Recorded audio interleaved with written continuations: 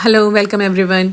हर इंसान की ज़िंदगी में कोई ना कोई कहानी होती है, कुछ स्टोरीज़ होती हैं। मुझे तो ऐसा लगता है कि हमें हर इंसान से कुछ ना कुछ सीखने को मिलता है। मेरी नानी कहती थी, जो चीज़ें अच्छी लगी वो अपना लो, और जो चीज़ें अच्छी ना लगी वो ये गिरह बांध लो कि मैंने ऐसा कुछ ज़िंदगी में नहीं करना है। मैंने तो हमेशा उनकी बात पर ही अमल किया है, क्योंकि लाइफ में हर स्टेप पर, हर कदम पर हम कुछ ना कुछ सीखते ही तो हैं। और जिसने भी ये सोच लिया कि मुझे सब कुछ पता है, सब कुछ आता है, तो उसका लर्निंग प्रोसेस, उसके ग्रोथ का प्रोसेस रुक जाता है। मैंने सोचा क्यों ना मैं भी अपनी स्टोरी आप लोगों के साथ शेयर करूं। मेरा ये टैरो रीडिंग का सफ़र कैसे शुरू हुआ, ये टैरो कार्ड्स कैसे जमा किए, बहुत ही मज़े मज़े की स्टोरीज़ हैं इसके पीछे, तो आपके साथ आज शेयर करती हूँ। तो जनाब, मैंने ये सोचा कि मैं अपना कलेक्शन जो है वो शेयर करूँ आप लोगों के साथ, और बताऊँ कि मेरा जो टैरो का कलेक्शन है वो क्या है मेरे पास और किस तरह मैंने कलेक्ट किया है। माइक मेरे पास आज जो है ना वो मैंने ये वाला लगा दिया है, लावेलियर। आई होप क्लियर आ जाए आवाज़। मैंने आज सोचा था कि मैं अपना कलेक्शन जो है ना वो आप लोगों के साथ शेयर करूं। जो मेरे टैरो हैं वो मैंने किस तरह कलेक्ट किए हैं, क्या क्या कलेक्शन है, किस तरह मैं रीडिंग करती हूँ, ये सारी बातें मैं बताऊं। तो ये जो नज़र आ रहे हैं, जो भी मैंने सेटअप लगाया है यहाँ पे अपना, ये है सिंगिंग बोल्स। आपने कहीं वीडियोज़ में देखे होंगे। ये होते हैं मेडिटेशन के लिए इस्तेमाल होते हैं और एनर्जी को क्लेंस करने के लिए इस्तेमाल होते हैं।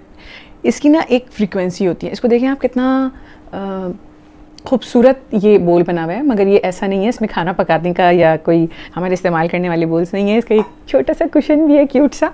और ये इसके साथ एक स्टिक होती है जिसको साउंड प्ले करने के लिए इस्तेमाल होती है।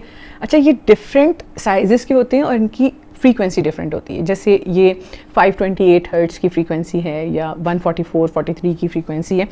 तो अलग अलग चीज़ों के लिए इस्तेमाल होते हैं। ये जो है, ये वाला मून मेडिटेशन के लिए ख़ास तौर पे इस्तेमाल होता है। तो जब चांदनी रात होती है या मून से रिलेटेड मेडिटेशन करते हैं या किसी के इमोशंस को बैलेंस करने के लिए, तो फिर इसको प्ले करते हैं। और मैं भी प्ले करके भी बताऊंगी ना कि साउंड चाहे इतना ज़्यादा नहीं सुनाई दे, लेकिन एक वाइब्रेशन होती है इसके अंदर जो अगर बॉडी के करीब जाती है तो फील होता है पूरा। और दूसरा ये कि कार्ड भी जब रीडिंग करने से पहले या रीडिंग करने के बाद कार्ड्स को भी इससे क्लेंस किया जा सकता है। उसकी एनर्जीज़ को हम क्लीन करते हैं, क्योंकि हम जब रीडिंग करते हैं तो नेगेटिविटी भी होती है, जो भी सिचुएशन है। तो एक इंसान की रीडिंग करने के बाद इसको क्लेंस करना पड़ता है। तो पहले मैं प्ले करके बताती हूँ। ये देखें, करीब आ रहा है नज़र, वाइब्रेशन आपको सुनाई दे रही है।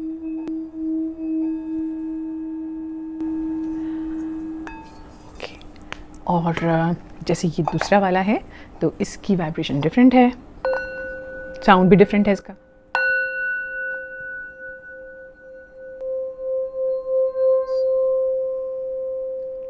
आपको कम इंटेंसिटी से स्टार्ट करना होता है, तो इसकी पूरी एक प्रैक्टिस होती है। जैसे इसका साउंड से आपको अंदाज़ा होगा कि डिफरेंट है।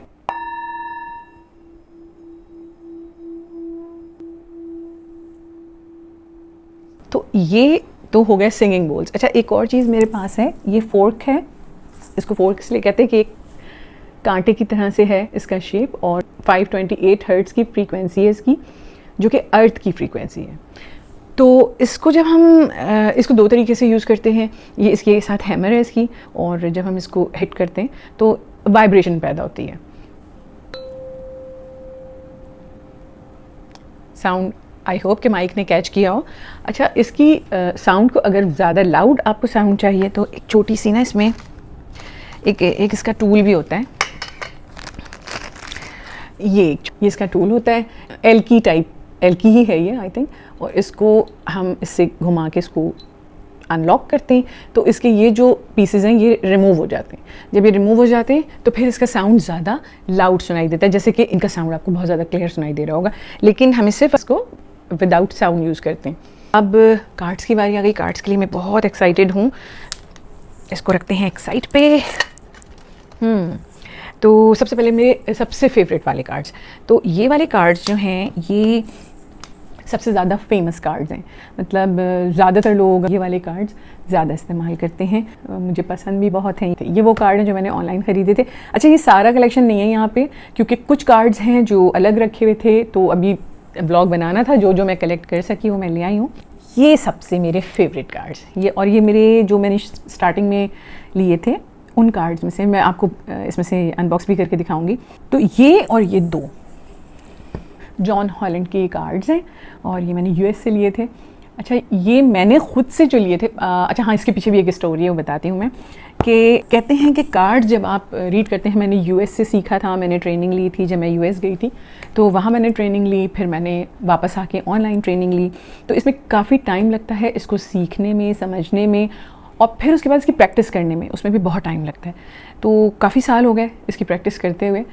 और शौक़ कैसे हुआ था वो मैं आपको आगे वीडियो में बताऊंगी कि किस तरह से मुझे शौक़ हुआ और किस तरह मैंने इसको मुझे गाइडेंस मिली कि मुझे ये चीज़ सीखनी है, ये इल्म सीखना है या मुझे इसकी प्रैक्टिस करनी है, किस तरह मुझे पता चला, ये मैं आपको बताऊंगी। अच्छा, हुआ ये कि जब मैंने वहाँ से प्रैक्टिस की यूएस से, तो वहाँ पर जो उन्होंने शुरू में कुछ हमें जो गाइडलाइंस दी थी या चीज़ें बताई थी वो ये थी, जो टीचर थी मेरी, उन्होंने ये बताया कि ख़ास तौर पे जो आपके ये कार्ड्स हैं वो गिफ्टेड हों, मतलब आपने ख़ुद से ख़रीदे हुए ना हों तो ज़्यादा अच्छा है। कुछ रूल्स हैं, वैसे तो अब आपको कौन गिफ्ट करेगा, ज़रूरी नहीं है कि कोई गिफ्ट करे, लेकिन अगर आप ऐसा करें तो ये अच्छा माना जाता है।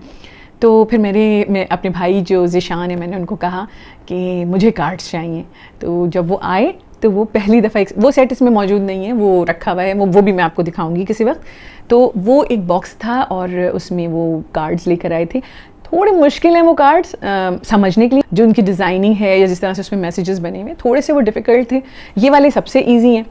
तो वो कार्ड्स जो हैं सबसे पहले मेरे कार्ड्स थे। इसके बाद जब मैं फिर ख़ुद गई हूँ यूएस, तो फिर मैंने जो ख़ुद से लिए थे, ख़ुद से तब भी नहीं लिए थे, ये इसमें से मैं ये 2 कार्ड्स, ये 2 जो थे ये मैंने पसंद किए थे। और फिर मैंने भाई से बोला कि मुझे तो गिफ्ट चाहिए, मुझे ये मैं ख़रीद नहीं सकती लेकिन मुझे चाहिए ये वाले। तो भाई ने कहा चलो ठीक है, ये मेरी तरफ से गिफ्ट है। तो ये भी उन्होंने मुझे गिफ्ट किए थे। और फिर उसके बाद कुछ मैंने महविश से मंगवाए थे। तो ये ज़्यादातर गिफ्टेड ही है मेरे कार्ड्स। ये 2 सेट्स जो हैं ये मैंने खुद ऑनलाइन लिए थे, नहीं ये वाला भी, ओके, ये सेट्स जो हैं ये ऑनलाइन मैंने लिए थे। लेकिन बाकी जो हैं ये सारे मैंने अपने बहन भाइयों से जो है ना, उनसे ज़बरदस्ती मैंने गिफ्ट्स लिए। ये आई डोंट नो कि कितना इस बात का इम्पैक्ट है या कितना ये चीज़ जो है वो मैटर करती है। उस्ताद होता है, जैसा उस्ताद ने सिखाया वो मैंने वैसा ही किया। अच्छा, अब ये कार्ड्स हैं बहुत ही हसीन, मैं आपको कार्ड्स दिखाती हूँ, स्टोरी तो चलती रहेगी, करीब अगर थोड़ा सा दिखा सकते हैं। ओके, ये कार्ड मुझे इसलिए बहुत पसंद, एक तो इसमें छोटी सी बुकलेट भी है, अगर कुछ मतलब इसको गाइड करने के लिए कि आपने किस तरह रीड करने हैं ये कार्ड्स। और ये सामने से इस तरह से हैं और फिर इनकी इस तरह से पिक्चर्स हैं इस पर और मैसेजेस हैं। बेसिकली ये ऑरेकल कार्ड्स हैं। इसमें देखिए कितने प्यारे प्यारे आर्ट वर्क जो इसका है बहुत खूबसूरत है। Okay, this is harmony. और सबसे मज़े की बात, ये मुझे बहुत पसंद है, ये इसका मेन फेस पे भी इसका यही है, टाइटल पे। अच्छा, मुझे जो चीज़ कार्ड्स बहुत खूबसूरत हैं, एक एक कार्ड को देखें तो देखता ही रह जाए इंसान, इतने हसीन ये कार्ड्स हैं। और सबसे इसकी जो खूबसूरत चीज़ है ना, मैं आपको दिखाती हूँ, ये देखें, ये गोल्डन है, ये ऐसा लगता है जैसे गोल्ड के बने में। ये इस तरह से इसकी जो एरिया है ना, ये मुझे बहुत पसंद है। अब ये काफ़ी सालों से मैं इसको यूज़ कर रही हूँ, बट मैं बहुत एहतियात से यूज़ करती हूँ कि ये ख़राब ना हो जाए। ये ऑरेकल कार्ड्स हैं, ये टैरो कार्ड्स से थोड़े डिफरेंट होते हैं, इसमें मैसेजेस होते हैं। इसमें भी छोटी सी एक बुकलेट है। बेसिकली ये लव मैसेजेस के लिए इस्तेमाल किया जाता है। इनका आर्ट वर्क कुछ एक जैसे कलर्स और टोन और थीम्स यूज़ की गई हैं, ड्रीम्स कमिंग ट्रू, तो बहुत ब्यूटीफुल मैसेजेस हैं। अच्छा, इसमें भी वो गोल्डन उसी तरीके से देखें, ये ज़रा ज़्यादा शाइन कर रहे हैं, है ना।